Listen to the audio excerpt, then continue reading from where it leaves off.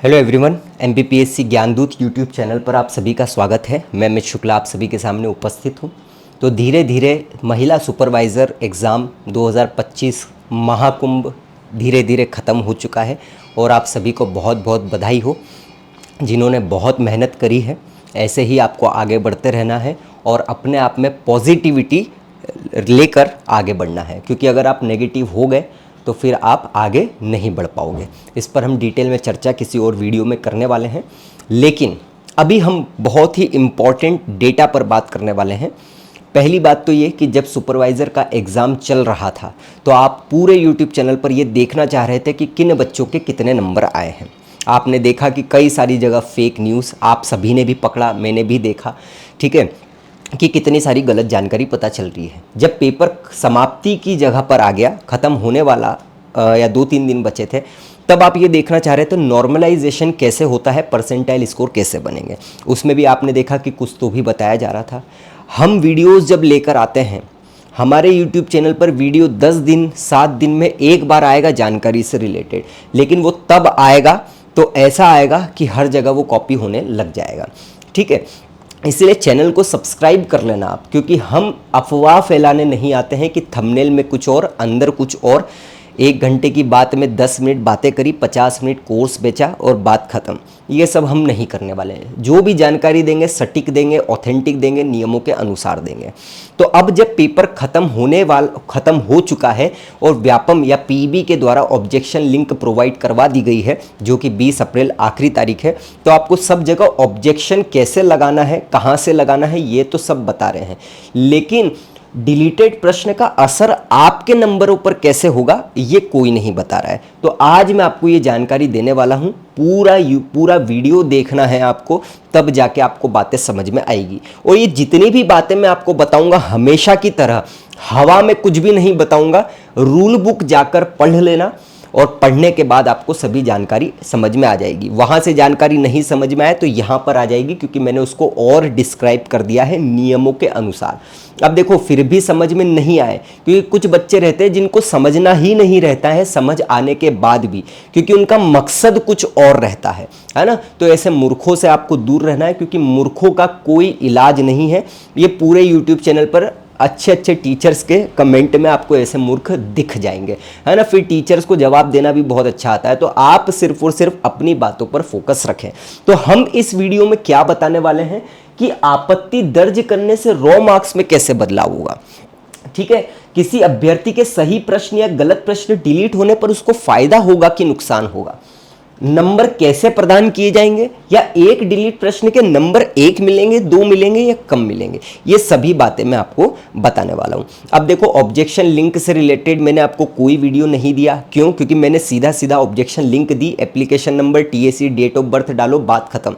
1 second का काम था, मैंने वो कर दिया। क्योंकि जो बात 1 सेकंड में हो सकती है उसके लिए फिर लंबा वीडियो बना के आपका समय मेरा समय क्यों खराब करना, है ना। बहुत सीधी सी बात है। अब मैं एक बात और बता दूं कि अगर जितने भी प्लस सब्सक्राइबर हैं उनके 1% बच्चे भी अगर मुझे फोटो भेजे, इमेज भेजे आपत्ति लगाने वाले प्रश्न में, तो मैं उस एक प्रश्न को देखूं, फिर सोर्स देखूं और ऐसे करके बच्चे को भेजूं, तो एक प्रश्न आधा घंटा ले लेता है। अब मैं सबको तो नहीं दे सकता उत्तर। ऐसे ही सभी कोचिंग संस्थानों के साथ है। हर कोचिंग संस्थान आपके लिए आपत्ति दर्ज थोड़ी कराएगा। ये तो आपका कॉमन सेंस होगा कि आपको वो प्रश्न देखना है, आपत्ति लगाना है। सभी ने ये बता दिया है ऑब्जेक्शन कैसे लगाना है, क्या लगाना है। आपत्ति तो आपको ही दर्ज करनी है ना, ये सब तो आपको करना रहेगा। फिर भी मैंने 70 से 80 बच्चों को उनके प्रश्नों का निराकरण दिया, सोर्स दिए, सब चीज़ें दिए, लेकिन जितनी सीमा हो सकती है उतना ही दे सकते हैं। क्योंकि अब मेरे पास ये काम तो नहीं है कि थंबनेल लगाया, कुछ भी बकवास करने आ गया कोर्स बेचने के लिए, है ना। हमारे पास दूसरे भी काम है, पढ़ाना रहता है, सब चीज़ें रहती है, कंटेंट बनाना रहता है। तो इसके लिए एक सीमित समय रहता है। उन सीमित समय में भी जितना हो सका है मैंने बच्चों को रिप्लाई दिया है, सोर्सेज दिए हैं, क्या गलत है क्या सही है वो सब कुछ दिया है। लेकिन सबको मैं दे सकूं ऐसा संभव नहीं है। अब ये देखो, ये आपकी बुद्धि पर डिपेंड करता है कि आपको क्या समझ में आता है, क्या समझ नहीं आता है। क्योंकि मैं उस बात के लिए जिम्मेदार हूं जो मैंने कहा है, मैं उस बात के लिए जिम्मेदार नहीं हूं जो आपने अपनी बुद्धि से समझा है। सिंपल सी बात है। अब बढ़ते हैं मेन बात। देखो ध्यान से वीडियो देखना, ध्यान से वीडियो देखोगे तो समझ में आएगा। और मैं फिर से डिस्क्लेमर दे दूं, जो बात बता रहा हूं हवा में नहीं बता रहा हूं, सीधा सीधा नियमों के अनुसार ही सब चीजें बता रहा हूं। ठीक है, मान लीजिए एक शिफ्ट में एक पेपर है और उसमें 200 प्रश्न है। किसी बच्चे के उसमें 20 प्रश्न गलत है, किसी के 30 गलत है, किसी के 40 गलत है, और भी होंगे, लेकिन हम इतनी ही बात करते हैं। 20 प्रश्न वाला क्या करेगा, उन 20 प्रश्नों को जो उसके गलत है उसको ही देखेगा और देखने के बाद देखेगा कि क्या गलत है क्या सही है, फिर आपत्ति दर्ज कराएगा। 30 वाला 30 को देखेगा, 40 वाला 40 को देखेगा। अब ऐसा हो सकता है ना, ये 200 प्रश्न में से 20 प्रश्न जिसके गलत हो वो ये सोच सकता है ना कि यार बाकी 100 प्रश्न भी तो में भी तो कुछ गलतियां हो सकती है, स्वाभाविक सी बातें होंगी, तो उसको मैं क्यों आपत्ति लगाऊं, क्योंकि मेरे प्रश्न क्यों मैं कम करूं, नंबर कम करूं या ज्यादा करूं, ज्यादा तो होना है नहीं होना है वो भी मैं आपको बताऊंगा। तो एक स्वाभाविक सी बात है ना कि यार अगर सही प्रश्न भी डिलीट हो गया तो मेरे तो नंबर कम हो जाएंगे, है ना, तो वो क्यों देखेगा। लेकिन जरूरी थोड़ी है कि ये 30 प्रश्न जिसके गलत है उसके भी वो 20 प्रश्न गलत होंगे उन 30 में से, तो 200 में से इसके 30 प्रश्न भी कोई ना कोई दूसरे गलत होंगे इन 20 प्रश्नों के अलावा, इसके और होंगे। तो ऐसे करके एक शिफ्ट में जितने भी बच्चे बैठे रहते हैं उनके हर प्रश्न अलग अलग गलत होते हैं। कॉमन भी गलत होते हैं बहुत सारे, लेकिन स्वाभाविक सी बात है अलग अलग प्रश्न गलत होना ही होना है, एक जैसे तो प्रश्न गलत नहीं होंगे, कोई चीटिंग तो कर नहीं रहे थे। तो इस प्रकार से एक शिफ्ट के पूरे बच्चे पूरा पेपर का रिव्यू कर देते हैं, आपत्ति दर्ज कर देते हैं जहां पर गलत होगा। तो आप सभी को यह सोचने की आवश्यकता नहीं है कि यार मैंने 20 प्रश्न देखे 30 प्रश्न देखे, बात सिंपल सी है, लेकिन आपको सिर्फ अपने जो प्रश्न गलत है उनको देखकर आपत्ति दर्ज करना है, सिंपल सी बात। अब मेन मुद्दा यह है नंबर कैसे प्रदान किए जाएंगे। किसी अभ्यर्थी का सही प्रश्न डिलीट हो जाता है तो उसको नंबर मिलेंगे या घटेंगे, कितने मिलेंगे, नुकसान होगा या फायदा होगा। और ठीक उसी प्रकार से एक अभ्यर्थी जिसका प्रश्न गलत है डिलीट हो गया है तो उसके साथ क्या होगा। एक एग्जाम्पल मैं बता रहा हूं, ये एग्जाम्पल है लेकिन है एकदम ऑथेंटिक नियमों के अनुसार, आगे मैं आपको बताऊंगा। ठीक है, देखो 200 प्रश्नों में से, ठीक है, एक प्रश्न ऐसा है जो पीबी के द्वारा गलत फ्रेम किया गया है ना, क्या किया गया है, गलत फ्रेमिंग कर दी गई है। ठीक, या तो प्रश्न में गलती है, हिंदी इंग्लिश में गलती है, उत्तर ही कोई और दे दिया या एक से अधिक उत्तर है, इस प्रकार से मतलब ये प्रश्न डिलीट होना चाहिए और 100% डिलीट होगा। एग्जाम्पल समझ गए, गलत फ्रेमिंग हो गई है इस प्रश्न की। अब एक व्यक्ति के जिसके 180 प्रश्न नंबर सही है, ठीक है, अगर 180 नंबर सही है और ये फ्रेमिंग अगर इस प्रश्न की सही होती, इसको नंबर कितने होते, 181। बात क्लियर है। उसी प्रकार से एक व्यक्ति जिसके नंबर 180 ही है, ठीक है, और इसको ये प्रश्न नहीं आता है, तुक्का लगाया, तुक्का लगाने के बाद भी इसका सही नहीं है, इसके नंबर कितने होते हैं, मतलब ये प्रश्न जो है इसका तुक्के में सही हो गया है लेकिन फ्रेमिंग गलत हो गई है, इसके नंबर कितने हैं, 179 होते। नंबर 180 है लेकिन गलत फ्रेमिंग के कारण, अगर ये गलत फ्रेमिंग नहीं होती तो इसके 181 होते। क्यों, क्योंकि उसने वो सही लगाया था। एक व्यक्ति है जिसने तुक्के में लगा दिया है सही लेकिन वो गलत है ना, फ्रेमिंग, क्योंकि उसने तो गलत लगाया, तो 179 होते, स्वाभाविक सी बात है ना। तो इसको एक नंबर बढ़ता, इसके एक नंबर घटते, यही होता है गलत प्रश्नों में। लेकिन जब ये प्रश्न डिलीट हो गया है, ठीक है, अब डिलीट हो गया है तो 199 नंबर में से चेंजेस होंगे। तो 199 नंबर में से मैं आपको बताऊं कि इसको 180 में से 181 नहीं मिलेंगे, इसको कितने मिलेंगे, 180.90 का फायदा हुआ। लेकिन 179 वाला बच्चा जिसको प्रश्न का उत्तर ही नहीं पता है, ठीक है, उत्तर ही नहीं पता है, तुक्के में वो जैसे तैसे हो गया, या तुक्का अगर लगाता तो वो गलत ही होता, 179 होते, तो इसको कितने मिलेंगे, 179.80 या 85 के लगभग, है ना, या 80 या 85। अब आप मुझे बताओ इसको फायदा हो रहा है या इसको फायदा हो रहा है। सीधी सी बात है, जिस व्यक्ति का प्रश्न सही होना था, ठीक है, गलत फ्रेमिंग के कारण उसको 0.10 नंबर का नुकसान हो गया है। उस व्यक्ति का जिसका प्रश्न वो गलत ही था, उसको कोई मतलब ही नहीं है, 179 है, उसको इतने ही नंबर का फायदा हो गया है। कुल मिलाकर अगर आपका सही प्रश्न डिलीट हो जाता है, आपको नुकसान हो रहा है। जिस व्यक्ति के नंबर ही कम थे, उसको वो प्रश्न डिलीट हो जाता है, उसको उस नंबर का फायदा होगा। मैं ये हवा में बात नहीं कर रहा हूं भैया, है ना, क्योंकि साफ साफ नियमों में लिखा है कि आपके जितने नंबर है रॉ मार्क्स में, उसके अनुपात में ही नंबर दिए जाएंगे। किसी और बच्चे के नंबर से उनको कोई मतलब नहीं है, ठीक है। जिन मूर्खों को ये बात समझ में नहीं आए, ठीक है, मूर्खों का मतलब आप यहां पर समझना, जिनका मकसद कुछ और करने का होता है, उन मूर्खों की बात कर रहा हूं मैं, है ना। तो वो जरा जाकर पीईबी की वेबसाइट पर थोड़ी सी मेहनत कर लिया करो। इनके अलावा जो काम करते हो, क्योंकि कोई और तो काम रहता नहीं है, तो पढ़ के आ जाओ थोड़ा। अगर पढ़े लिखे हो तो, अब पढ़े लिखे गवार ही हो तो फिर कुछ नहीं कर सकते, है ना। तो साफ साफ बोला गया है कि किसी व्यक्ति के नंबर उसको उस आधार पर दिए जाएंगे कि जितने उसने अंक अर्जित किए हैं, उसके अनुपात में उनको नंबर दिए जाएंगे। अब हम यहां पर एक केस देखते हैं। अब वो केस क्या है, देखो, ये केस मैं आपको बताता हूं। तो केस ये है कि कुल प्रश्न मान लो 200 थे, 200 प्रश्न निरस्त, 2 प्रश्न निरस्त कर दिए गए, ठीक है। बचे प्रश्न कितने, 198। अभ्यर्थी ने 198 प्रश्न हल किए, ठीक है, और प्राप्त अंक 190। प्रश्न तो उसने पूरे 200 ही हल किए, लेकिन 2 प्रश्न निरस्त हो गए हैं, तो बचे तो 198 ना, और उसने उस एग्जाम में 190 नंबर लेकर आया है, ठीक। आप अपना नंबर इसमें ऐड करके फॉर्मूला लगा लेना। सिंपल सी बात है, ये फॉर्मूला जो भी आगे आएगा ना, यही फॉर्मूले से आपका नंबर बनेंगे। ये मैं अभी खुद से मन से बनाकर नहीं लेकर आया हूं, रूल बुक में ये फॉर्मूला दिया है, जाकर पढ़ के आना, ठीक है। मैं नंबर भी बता दूंगा कहां पर है ये, ठीक। तो जो है, जितने नंबर है आप उसमें अपने नंबर डाल लेना। अब आपको लेकिन नहीं पता है ना निरस्त कितने होंगे, क्या होंगे, वो तो बाद में पता चलेगा, लेकिन फिर भी जितना आपको पता है कि ये तो गलत होना ही है, उस हिसाब से आप कर लेना, ठीक है। तो भैया 200 प्रश्न में से 2 प्रश्न निरस्त कर दिए, बचे 198, और एक अभ्यर्थी के 190 नंबर है।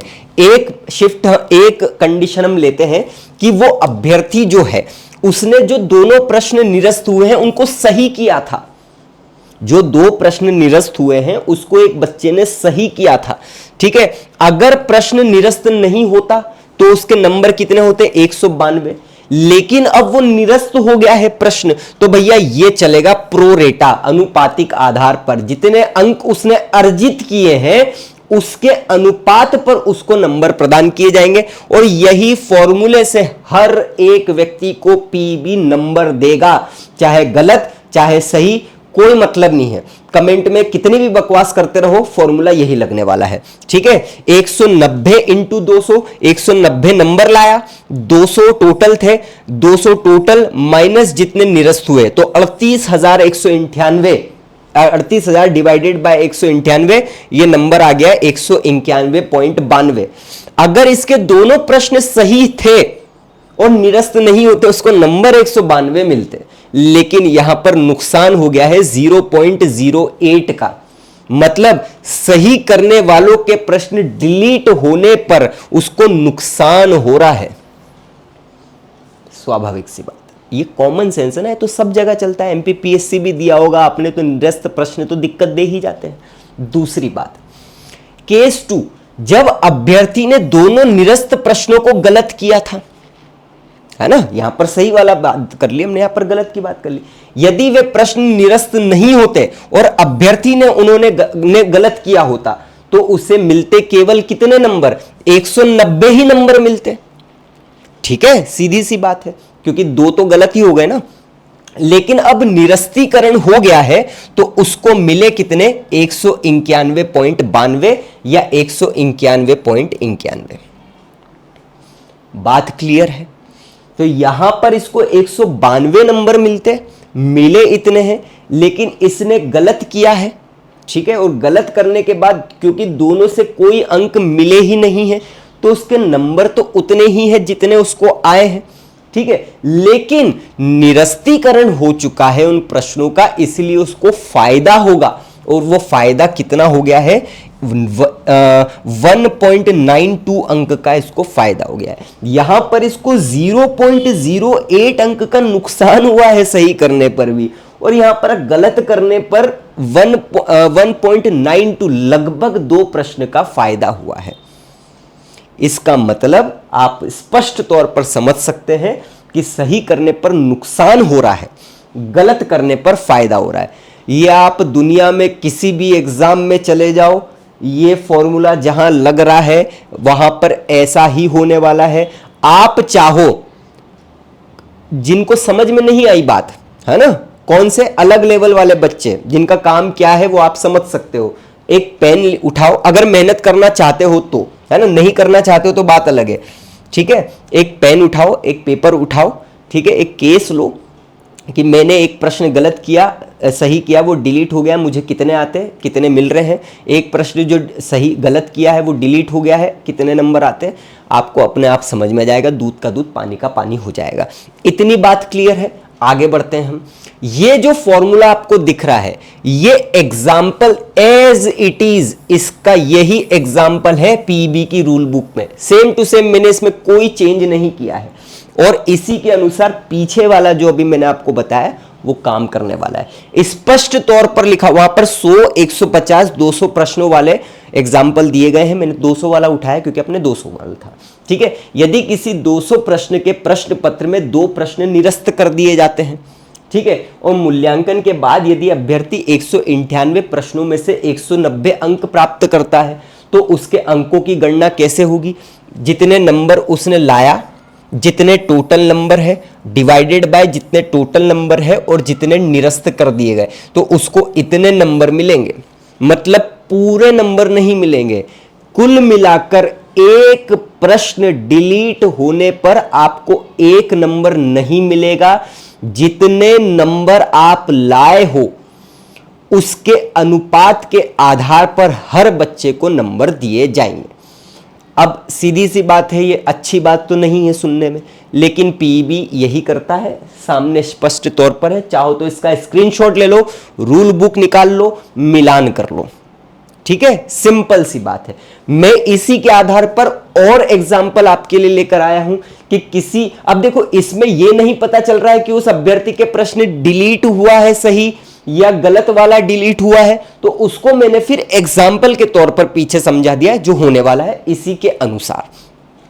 यदि किसी 200 प्रश्न के प्रश्न पत्र में 4 प्रश्न पत्र निरस्त कर दिए जाए, ठीक है, 198 प्रश्नों में से 180 अंक लेकर आया है वो व्यक्ति, तो क्या होगा, same as it is formula लगा देना है। 180 इंटू 200 डिवाइडेड बाय 200 माइनस 4, 183.67 नंबर उसको मिल जाएंगे। तो यहां पर देखो 4 प्रश्न गलत होते तो 4 नंबर मिलने थे, पूरे नहीं मिल रहे। उसी प्रकार से यदि किसी 200 प्रश्न के प्रश्न पत्र में 5 प्रश्न निरस्त कर दिए जाते हैं और मूल्यांकन के बाद यदि अभ्यर्थी जो है, यहां पर ये थोड़ा सा चेंज करना पड़ेगा आपको, है ना, ये 198 नहीं होगा, यहां पर 195 होगा, ठीक है। 195 प्रश्नों में से 160 अंक प्राप्त करता है तो गणना कैसे होगी, 160 क्योंकि नंबर उतने लाया है, 200 टोटल थे, डिवाइडेड बाय 200 टोटल माइनस 5, तो भैया 164.10। तो जितने नंबर कम आ रहे हैं, ठीक है, जिस व्यक्ति के नंबर कम है उसको नुकसान थोड़ा ज्यादा हो रहा है। देखो आप यहां पर 2 प्रश्न गलत हुए हैं बस इसके, ठीक है, और 2 प्रश्न गलत होने पर इसको केवल 0.9 का नुकसान हो रहा है। यहां पर थोड़ा ज्यादा हो रहा है क्योंकि नंबर थोड़े कम है, 180 नंबर है, 190 और 180 में 10 नंबर का फर्क है, इसको लगभग 0.23 का नुकसान हो रहा है, ठीक है, 0.33 का नुकसान हो रहा है। यहां पर 160 नंबर लेकर आया है, सीधा सीधा 0.90 का नुकसान हो रहा है। यहां पर एक अच्छी बात यह है कि अगर ज्यादा नंबर ला रहे हो तो नुकसान ज्यादा नहीं होने वाला है, कम नुकसान होगा। नंबर कम आए हैं तो नुकसान थोड़ा सा ज्यादा होने वाला है। डिपेंड करता है आपका वो प्रश्न सही हुआ है या गलत हुआ है वो तो आगे की बात है, लेकिन नुकसान तो होने वाला है इस प्रकार से, कम नंबर पर थोड़ा ज्यादा नुकसान, ज्यादा नंबर पर थोड़ा सा कम नुकसान। और अगर डिलीटेड प्रश्न आपका गलत ही था तो वो तो आपको सीधा फायदा ही हो रहा है, डिलीटेड प्रश्न आपका सही था वो तो आपको सीधा सीधा नुकसान ही हो रहा है। सिंपल सी बात है ना। चलिए, और फॉर्मूले भी और भी मैंने थोड़ा सा एग्जांपल दिया कि यदि 200 प्रश्न के प्रश्न पत्र में एक प्रश्न निरस्त कर दिया जाए, ठीक है, और मूल्यांकन के बाद यदि अभ्यर्थी 199 प्रश्न में से 180 अंक अर्जित करता है तो क्या होगा? तो भैया आप देख लो, 180 इंटू 200 अपॉन में 200 माइनस 1, इस प्रकार से नंबर मिल गए और 180.90 उसके हो गए, तो 0.90 हो रहा है। उसी प्रकार से दो प्रश्न निरस्त कर दिए जाए और 180 नंबर लेकर आ रहा है तो भैया 181.82 प्रकार से आपको नंबर मिलने वाले हैं, ठीक है। और एक और मैंने फिर यहीं पर लेके आया, थोड़े से नंबर कम और कर दिए कि 170 नंबर लेकर आ रहा है, 4 प्रश्न गलत कर दिए गए हैं तो उसको 173.47 नंबर मिल रहे हैं। यही फॉर्मूला लगने वाला है। आप सिंपल सी बात याद रखना, आपको जितने नंबर आ रहे हैं, जितने टोटल मार्क्स का पेपर हुआ है, अपॉन में जितने टोटल मार्क्स का नंबर मार्क्स हुए हैं प्लस कितने नंबर डिलीट हुए हैं, 3 हुए तो 3 प्रश्न डिलीट हुए, 3 तो 3, 4 तो 4, 10 तो 10, वहां पर ये पुट कर दो, फॉर्मूला लगाओ, उत्तर आपके पास आ जाएगा। रूल बुक में जाकर चेक कर लो। यहां से हमको क्या पता चल रहा है?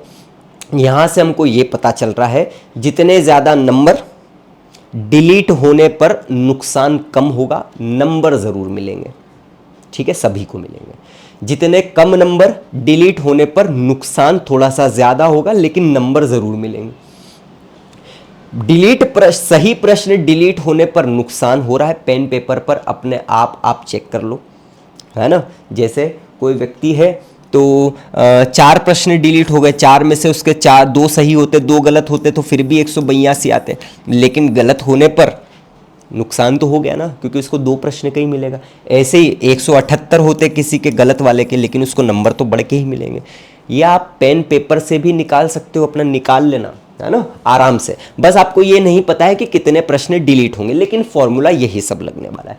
अब एक लास्ट और अंतिम बात मैं आपको बता दूं कि क्या क्या कंडीशन रहेगी जिसमें प्रश्न डिलीट हो सकते हैं। आप व्यापम की रूल बुक में जाना और 3.8A में, ठीक है, 3.8A में जाना, यही फॉर्मूला लिखा गया है, यही सभी बातें लिखी गई है, जाना चेक कर लेना, बात खत्म।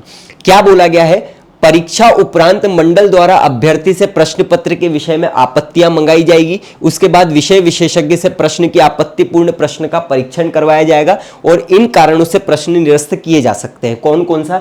एक तो प्रश्न की संरचना ही गलत हो, एकदम प्रश्न गलत दे दिया हो, उत्तर के रूप में दिए गए विकल्पों में से एक से अधिक विकल्प सही हो, कोई भी विकल्प सही नहीं हो, यदि प्रश्न पत्र के किसी प्रश्न में अंग्रेजी और हिंदी अनुवाद में भिन्नता हो जिस कारण से दोनों के भिन्न भिन्न अर्थ निकलते हो और एक उत्तर प्राप्त नहीं हो रहा है, कोई अन्य प्रमुख त्रुटि हुई है जिससे सही उत्तर प्राप्त ना हो या एक से अधिक विकल्प सही हो, या अन्य कोई कारण जिसे विषय विशेषज्ञ समिति द्वारा उचित समझा जाए। प्रश्न पत्र विषय विशेषज्ञ समिति द्वारा की गई अनुशंसा के अनुसार निरस्त किए गए प्रश्नों के सभी को उस प्रश्न पर, देख लो यहां पर लिखा है सभी को, टोटल जितने भी बच्चे उनको उस प्रश्न पत्र में उनके द्वारा अर्जित अंकों के अनुपात में अंक प्रदान किए जाएंगे।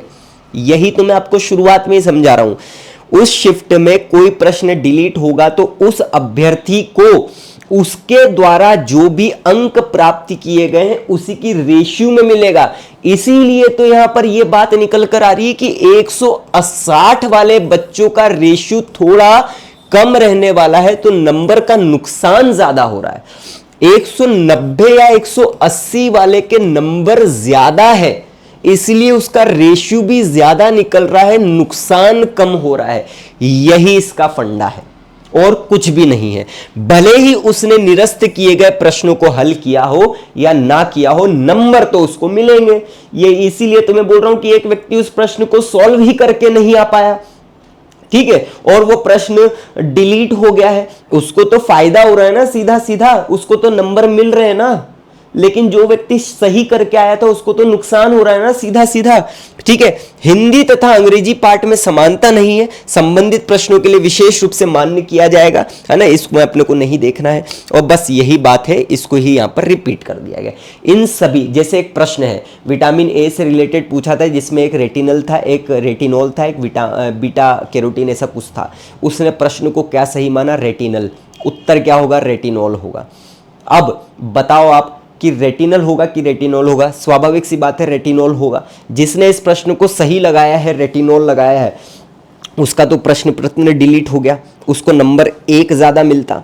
लेकिन अब प्रो रेटा डेटा के अनुसार उसको नंबर मिलेंगे, तो भैया उसका तो क्या हो जाएगा? नुकसान हो गया, क्योंकि 1 नंबर पूरा मिलता। नुकसान होने के कारण अर्जित अंकों के अनुसार उसको नंबर कम मिलेंगे, 1 नहीं मिलेंगे, 0.90 मिलेंगे, या जितने नंबर उसको आए होंगे उसके अनुसार मिलेंगे। लेकिन जिसको ये पता ही नहीं है, कुछ तो भी तुक्का लगा के आ गया है, ठीक है, या फिर उसने उसको हल ही नहीं किया है, उसको नंबर फिर भी मिल जाएंगे। ये यहाँ पर आपको बात समझाने की बात थी।